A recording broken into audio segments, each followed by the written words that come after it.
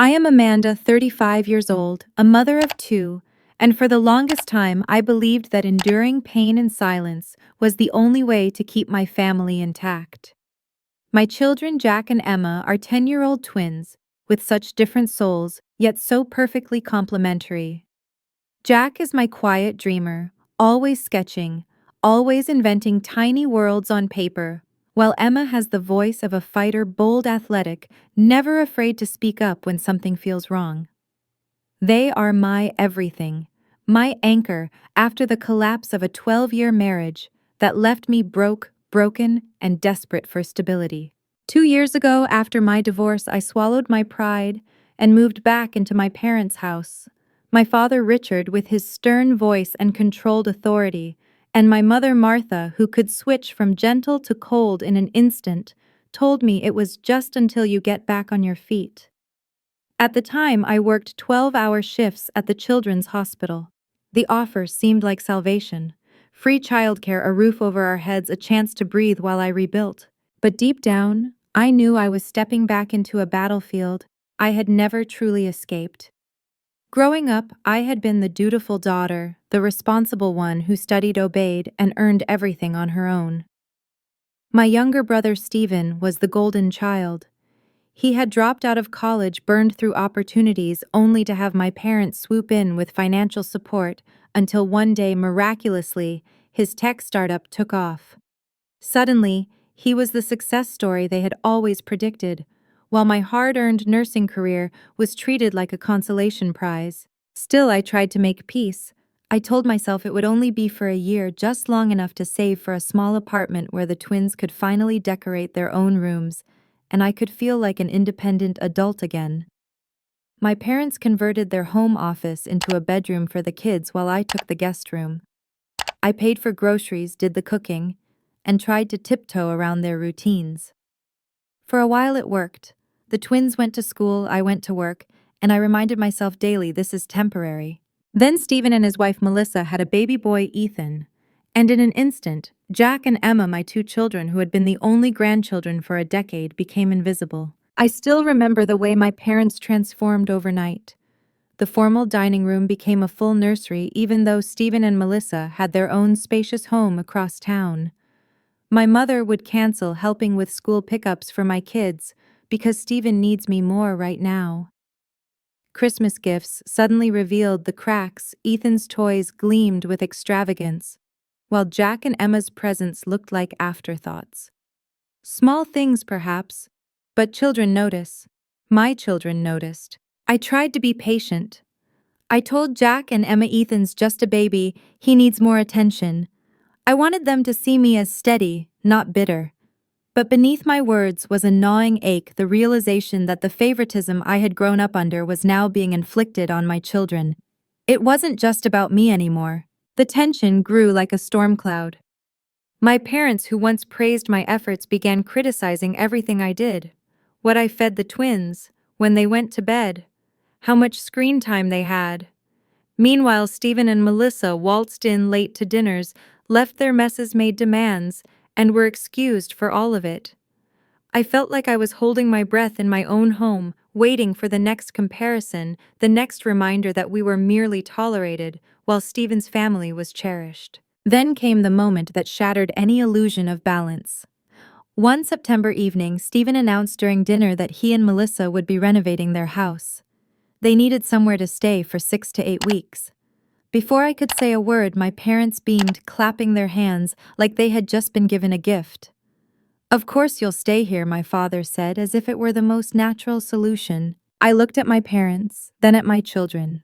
We were already squeezed into corners, careful to stay small in someone else's house. And now Stephen and his family would invade, fully taking up the little space we had managed to carve out for ourselves. "Actually," I said, forcing my voice steady, "things are already tight." My mother cut me off with a look that froze me in place. "Family helps family, Amanda. It's only temporary." Only temporary. The words burned. Because hadn't that been my agreement too? Hadn't I been told the same thing nearly 2 years ago? Within a week, Stephen and Melissa had moved in. My father carried in a brand new portable crib for Ethan, something he had never done when Jack and Emma needed beds. My mother cleared out an entire closet for Melissa's wardrobe while I still lived out of a second-hand dresser I bought myself. The message couldn't have been clearer. My family was the burden, theirs was the priority. From that moment, Jack and Emma's world shrank even further. They were told to lower their voices because Ethan is napping. Their toys, once allowed in the living room, were shoved into boxes labeled as clutter. Emma's jump rope in the backyard became too noisy. Jack's art projects, once proudly displayed on the refrigerator, were removed to make room for Ethan's daycare schedule. The day Jack came home beaming about being selected for a district-wide art show, he rushed to share the news with my mother. She didn't even look up, too busy helping Melissa pick out curtains online. I saw his face fall, the light dimming in his eyes. Something inside me cracked then. A slow, painful realization: if I didn't fight for my children, no one else would. That night, as the twins slept, I sat alone in the darkened guest room, my heart pounding with rage and grief. I thought of every sacrifice I had made, working extra shifts, swallowing insults, biting my tongue, all in the hope of giving my children safety. And yet under this roof they were being diminished, told in unspoken ways that they were less than not enough. I told myself to hold on for 3 more months. By November, I would have enough saved for a modest 2-bedroom. Just 3 more months of patience. 3 more months of playing the role of the quiet daughter. 3 more months of watching my parents fawn over Ethan while Jack and Emma shrank into silence. But life rarely follows the timelines we set for ourselves. And before those 3 months were up, everything would explode in ways I couldn't have imagined. The explosion came slowly, like a leak in a dam that suddenly gives way all at once. I'd been counting down to November, clinging to the fragile hope that my plan to move out would come together before the cracks grew too wide. But by late September, the household felt unbearable. Every corner of the house seemed to echo with Ethan's cries, Melissa's complaints, and my parents' indulgent laughter. And everywhere my children's voices grew smaller, quieter, until I sometimes wondered if they even believed they had the right to speak. One evening I came home from a 12-hour shift, exhausted but relieved to finally see my kids. Instead, I found Emma sitting on the back porch in the dark, her face streaked with tears. "What's wrong, honey?" I asked, kneeling beside her. She sniffled, twisting the hem of her t-shirt. "Grandma said I was being too loud with my jump rope." But Ethan was in the living room with Aunt Melissa. He wasn't even sleeping. She looked at me, then her eyes wide and wounded, searching my face for answers I didn't know how to give. How do you explain to a 10-year-old that the people who are supposed to love her equally have decided she is less important? That same week, Jack brought home the art project he'd been working on for weeks. He had been chosen to represent his class in a district exhibition, something that would make any grandparent proud. But when he rushed to show my mother, she waved him away without a glance. "Not now, Jack. I'm helping Melissa with curtains." I watched my son's shoulders slump, and I felt something harden in me, a knot of determination that whispered, "Never again will they make my children feel invisible." When I tried to speak to my parents about it that night, my father dismissed my words with a frown. "They're being oversensitive, Amanda. Kids need to learn babies require more attention." My mother's response cut even deeper. "You always were jealous of your brother. I thought you'd outgrown that by now." Jealous. That was the word they used when I begged them to see my children. That was the label slapped across my forehead whenever I dared to point out the cruelty. And in that moment I realized it didn't matter what I said, how carefully I explained, or how desperately I tried to make them see. They had already decided who mattered, and it wasn't us. From then on, I stopped waiting for their validation. Instead, I began moving silently, deliberately, setting aside every spare dollar, reaching out to a realtor friend, driving neighborhoods after my shifts. I found a small 3-bedroom house 10 minutes from the hospital. Old but cozy, with just enough space for the twins to each have their own room. It wasn't much, but it would be ours. I signed the lease, tucking the secret close to my heart, waiting for November 1st to arrive like salvation. But the house of cards collapsed sooner than I'd planned. One Tuesday afternoon while I was at work, my phone buzzed with frantic texts from Jack and Emma. "Mom, something weird is happening. Grandpa and Uncle Steven are moving our stuff. Grandma says we have to move to the basement. This isn't fair. "Mom, please come home." They took all our things downstairs. I hate it here. It's cold and gross and there are spiders. My hands shook as I tried calling home, but no one answered. Not my parents, not my kids. I begged my supervisor for an early leave, explaining it was a family emergency. Even with her kindness, it took nearly an hour to hand off my patients. That drive home was the longest 20 minutes of my life. My heart pounding, my mind spiraling through images of my children trapped in that damp, unfinished basement, with mold creeping across the walls and no proper heat. When I walked through the door, my worst fears were confirmed. Jack and Emma sat on the couch, their eyes red from crying. My mother and Melissa were sipping tea in the kitchen as if nothing had happened. They moved all our stuff. Emma sobbed, burying her face into my side. They said we don't deserve the good rooms anymore. I walked into the kitchen, my voice low and shaking with fury. Why are my children's belongings in the basement? Melissa didn't even flinch. Stephen and I need space for Ethan's nursery and my home office. The basement is perfectly fine for Jack and Emma. They're older, they can adapt. My mother finally looked up, her eyes cold and sharp. Your other grandson deserves the best rooms. He's here all day while your children are at school. Her words hit me like a slap. Your other grandson deserves the best rooms. As if my children had done something wrong simply by existing. As if their value could be measured against their cousins and they had come up short. I wanted to scream to rage, but instead a strange calm settled over me. I went back to the living room, knelt in front of my children and smiled, a real smile, the first in months. Pack your bags, I told them softly. The important things only, we'll get the rest later. My father, who had followed me, scoffed. Oh, stop being dramatic, Amanda. No one is asking you to leave. But I turned to him with a steadiness I didn't know I possessed. No, Dad. You just made it clear where we stand in this family, and we deserve better. For the first time in my life, I wasn't begging for their approval. I wasn't shrinking to keep the peace. I was standing up not just for myself, but for Jack and Emma. And as I watched my children rush upstairs to pack their backpacks, clutching their favorite books and stuffed animals, I knew this was the moment that would change everything. They came down the stairs with their little backpacks, their faces a mixture of fear and fragile hope. Emma clutched her clarinet case like it was her lifeline, and Jack carried his sketchbook and the stuffed dragon he'd slept with since he was 3. My father stood rigid by the doorway, red with fury, while my mother hovered behind him, arms crossed tightly. Stephen and Melissa emerged from the kitchen, Ethan perched on Stephen's hip, their smugness practically dripping onto the floor. This is ridiculous, my mother snapped. You can't just storm out because you don't like how things are arranged. Families make sacrifices. I looked at her steadily, my voice even. Yes, families do make sacrifices. But somehow it's always my children who are asked to give up their space, their voices, their dignity, while Stephen's family is handed everything without question. Melissa scoffed, rolling her eyes. It's just a bedroom rearrangement. You're being oversensitive. I turned my gaze on her, sharp as glass.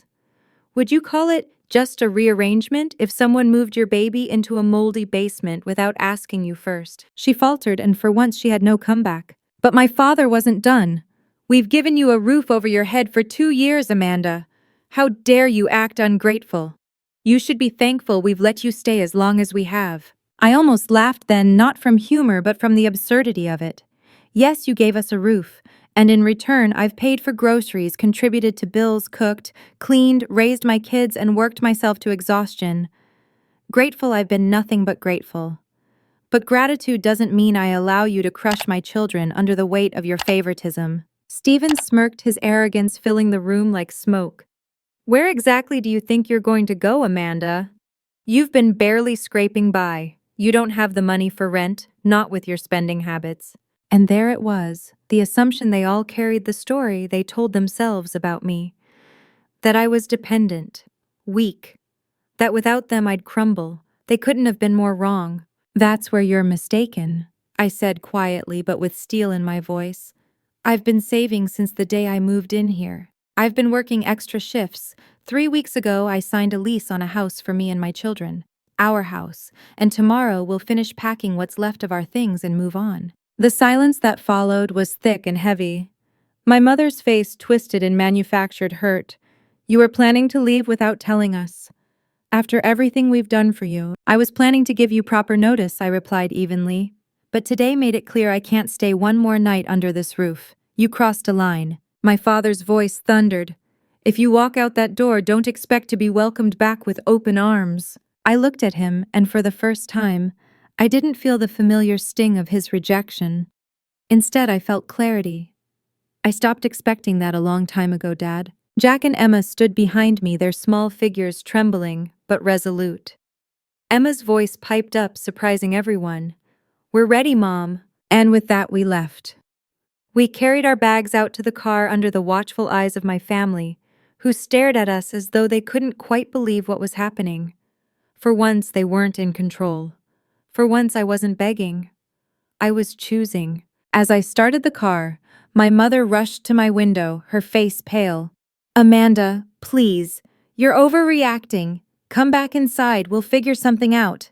I looked at her, my voice steady. No, Mom. Tomorrow I'll come for the rest of our things. Tonight, I'm taking my children somewhere they'll be safe and valued. Jack leaned forward from the back seat, his voice small but certain. Are we really moving into our own house, Mom? I glanced at him in the rearview mirror, meeting his eyes. Almost. The house is ready in a week. Until then, we'll stay with a friend. Emma's hand reached across the seat for her brother's. Good, she whispered. I don't want to stay here anymore. We drove away, and for the first time in 2 years, the air felt lighter.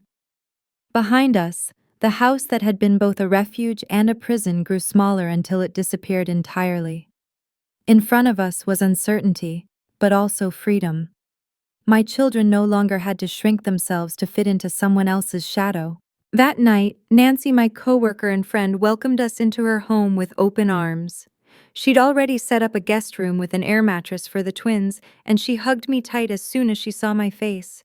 I'm proud of you, she whispered. It takes courage to set boundaries with family. I wanted to collapse into tears to release the storm I'd been carrying for years. But instead, I smiled through the exhaustion. I just wish I had done it sooner, before they hurt my kids like this. You're doing it now, Nancy said, and that's what matters. That night, lying between my children as they drifted off in the unfamiliar room, I felt a strange mix of sadness, fear, and peace. Sadness for the love we should have had, fear of the unknown future, but peace, because for the first time I had chosen us. Tomorrow there would be confrontations. Tomorrow there would be guilt manipulation, maybe even more cruelty. But tonight I had done the hardest thing. I had stood up, drawn the line, and walked away. The next morning I woke with a pounding in my chest. The kind that comes when you know the day ahead will test everything inside you. Jack and Emma stirred beside me, their hair mussed, their eyes still heavy with the weight of last night. For a fleeting second, I wanted to let them sleep to keep them sheltered in Nancy's quiet guest room. But I knew they needed to see this through. This wasn't just about moving out, it was about reclaiming dignity together. When we arrived at my parents' house, the air outside felt colder than it should have. My father opened the door, his face hard and closed off. He looked past me at the twins, and for just a flicker his expression softened. Come to apologize for your tantrum, he asked. No, I said calmly. We've come to get our things. His jaw tightened. Your mother cried all night because of your dramatic exit. I nodded slowly. I'm sorry she's upset. But this isn't about her feelings, it's about protecting my children. The twins hurried upstairs to pack, and I stepped into the living room. My mother sat rigidly on the sofa, her eyes red. I cannot believe you're doing this to us, she whispered. I'm not doing this to you, I replied, steady but firm. I'm doing this for my kids. They deserve to live in a place where they aren't treated as second class to their cousin. Her lips trembled. We never said they were less valuable than Ethan. You didn't have to say it, Mom. You showed it over and over. She looked away, her silence louder than any argument. When I went upstairs, I found Jack carefully wrapping his books and science kit, while Emma stuffed her soccer gear and jewelry box into a suitcase. They weren't frantic, they were focused, determined. And something about their quiet strength filled me with both pride and sorrow. Children shouldn't have to learn resilience this way. Back downstairs, my father blocked the doorway with his broad frame. Where exactly do you think you're going? You don't make enough to live on your own. I set the suitcase down. looked him straight in the eyes, and said words I never thought I'd have the courage to speak. Dad, I earn $65,000 a year as a pediatric nurse. I have excellent credit. I've been saving for nearly 2 years. I signed a lease 3 weeks ago. I don't need your approval, and I don't need your help. For the first time in my life, I watched my father's certainty falter. He looked at me as if I were a stranger. Perhaps in a way I was. Not the obedient daughter he thought he could control, but a woman who had finally realized her own strength. The packing stretched into hours, trips to and from the car. My parents hovered but didn't stop us. When at last the last bag was loaded, I returned inside for a final sweep. My mother stood in the kitchen, her hands trembling around a mug. I don't understand, she said, her voice breaking. We're family. Yes, we are, I said softly, and that's why this hurts so much. But family should lift each other up, not tear each other down. Family should make every child feel loved, not just one. She closed her eyes, but no words came. As we stepped out the door, my father tried one last time. This is a mistake. You're letting your pride ruin everything. I turned back to him, and though my heart ached, my voice was clear. No, Dad. For the first time in a long time, I'm putting what's best for my children ahead of your approval. That's not pride, it's love. The twins and I drove away with the car packed to the brim.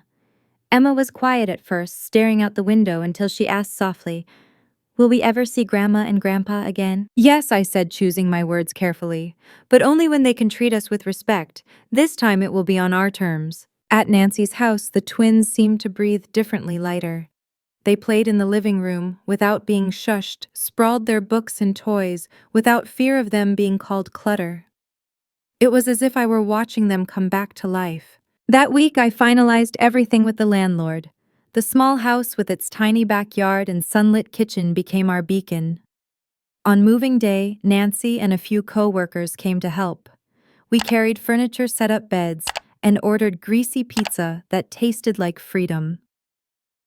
That night, as the twins slept in their own rooms for the first time in nearly 2 years, I sat alone in the living room, surrounded by half-unpacked boxes, and I cried.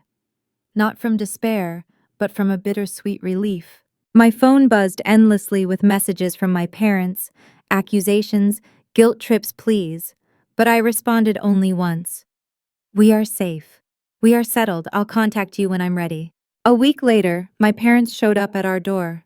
My father's pride still wrapped around him like armor, but my mother's face was tired, her words softer. We want you to come home, she said. The children need their grandparents. I poured them coffee and stood tall in my kitchen. My kitchen. This is our home now, I said simply. The children need love and respect more than anything else. If you can give them that, you're welcome here. If not, we'll keep our distance. It wasn't the ending they expected, but it was the beginning we needed. Weeks passed, and slowly the sharp edges of our departure dulled. The house that had once felt like a fragile refuge transformed into a real home. The walls began to fill with laughter again, with Jack's drawings taped proudly to the refrigerator, and Emma's clarinet music echoing through the rooms without anyone shushing her. For the first time in years, I felt my children breathe freely, and in that freedom they bloomed. At school, Jack's teachers noticed the change almost immediately. The quiet, withdrawn boy who had begun shrinking into himself was coming alive again. He joined an after-school art program where his creativity was not just tolerated but celebrated. Emma threw herself into band practice with renewed energy, eventually making the advanced group, her confidence swelling with each performance. She even talked about trying out for soccer, her eyes shining with possibility. And me. For the first time since my marriage ended, I felt like I wasn't just surviving. A promotion at the hospital came unexpectedly, a charge nurse position on the pediatric floor, with better hours and a pay raise. I was no longer stuck on endless night shifts, and for once I could be there when my children came home from school. It felt like life was finally offering me a hand up after years of pushing me down. My relationship with my parents remained complicated. Sunday dinners became a cautious truce filled with small talk and forced civility. My father still struggled to admit his role in the pain he had caused, but I saw glimpses of softening. One afternoon, while reviewing the inspection report for the little house I'd finally bought, yes, bought, not rented. He surprised me by saying, "I'm proud of you, Amanda. Buying a house on your own is no small accomplishment." The words caught me off guard. I had craved them my whole life, and when they finally came, they felt both healing and hollow. Still, I accepted them. Sometimes small steps are the only ones people can take. My mother, on the other hand, began to change in quieter ways. One evening, while visiting, she admitted, "After you left, everything was harder. Stephen and Melissa fought all the time. I realized how much I had taken you for granted. I didn't see what I was doing to Jack and Emma until it was too late." It wasn't a full apology, but it was more than I ever expected to hear. I let her words settle in me, not as forgiveness, but as acknowledgement. Meanwhile, Stephen and Melissa's perfect facade began to crack. Without me there to pick up the slack, their lives seemed less polished. I heard through relatives that their renovation dragged on, that arguments about money and childcare grew frequent. A cruel part of me thought it was karma, but mostly I just felt relief. Their chaos was no longer mine to bear.